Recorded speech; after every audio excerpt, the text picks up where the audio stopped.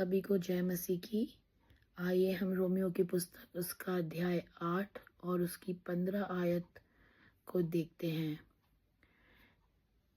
क्योंकि तुमने दासत्व की आत्मा नहीं पाई कि फिर से भय में रहो, परंतु तुम में लेपा कपन की आत्मा पाई है, जिससे हम पुकारते हैं, अब्बा हे पिता। अब आइए इसका गहरा अर्थ हम समझते हैं। लेपाल कपन की आत्मा का अर्थ क्या होता है? इसका मतलब है एडॉप्शन, परमेश्वर के परिवार में अपनाए जाने की आत्मा ही लेपाल कपन का मतलब है एडॉप्शन।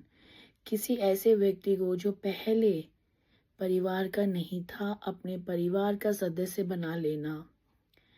यहाँ लेपा कपन की आत्मा का मतलब है कि जब हम यीशु मसीह पर विश्वास करते हैं तो परमेश्वर हमें अपनी संतान के रूप में अपनाता है।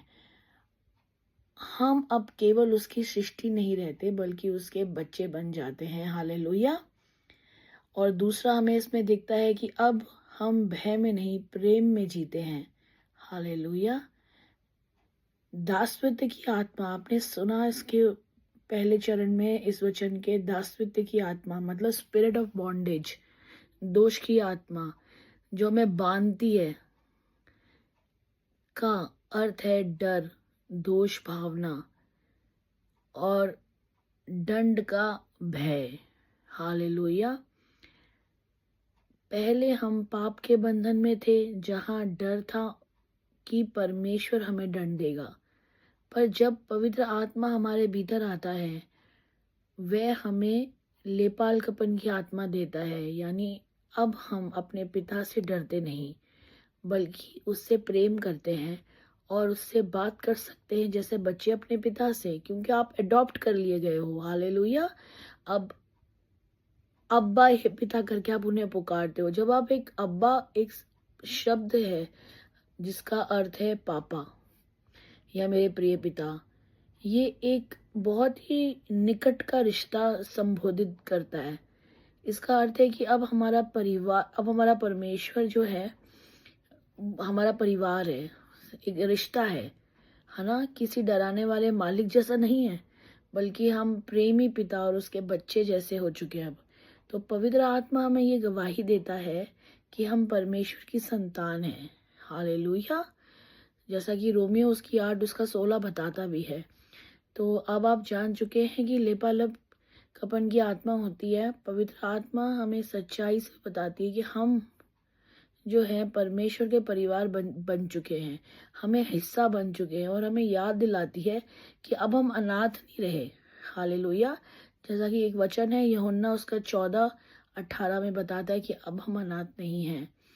और उसी प्रकार वो बताता है हमें दूसरा तीमुथियुस 1:7 कि हमें अब डरने की जरूरत नहीं है। हालेलुया। और तीसरा हमें बताता है कि रोमियो 8:17, इसमें हम आगे जाते हैं तो हम उत्तराधिकारी हैं परमेश्वर के और मसीह के सह उत्तराधिकारी। Hallelujah. Hallelujah.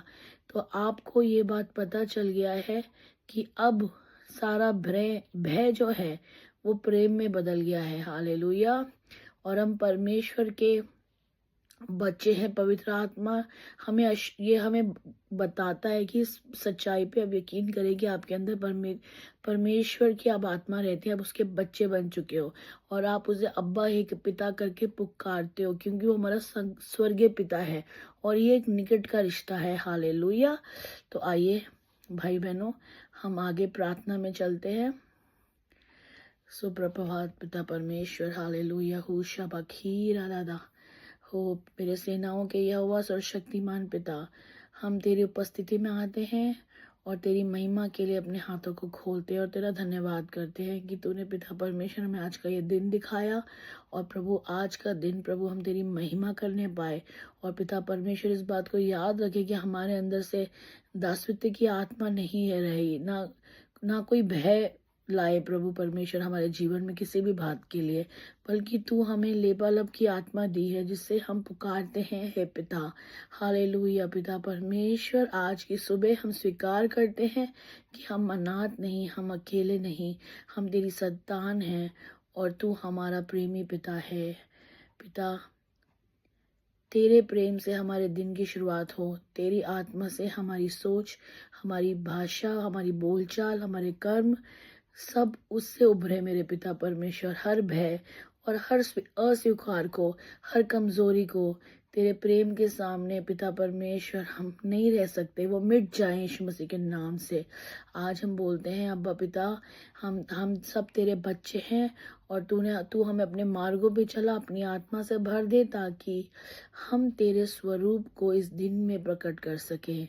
Hallelujah, thank you lord father. ओ मेरे यीशु मसीह, इस पूरे ग्रुप को पिता परमेश्वर, हर एक आत्मा को पिता तेरे पितापन की गहराई महसूस हो मेरे पिता परमेश्वर की तू अब्बा पिता है। उन्हें शांति, सामर्थ और तेरे स्नेह की अनुभूति हो। हम सब यीशु मसीह के सामर्थ्य नाम से मांगते हैं, सुन और कबूल कर। आमीन।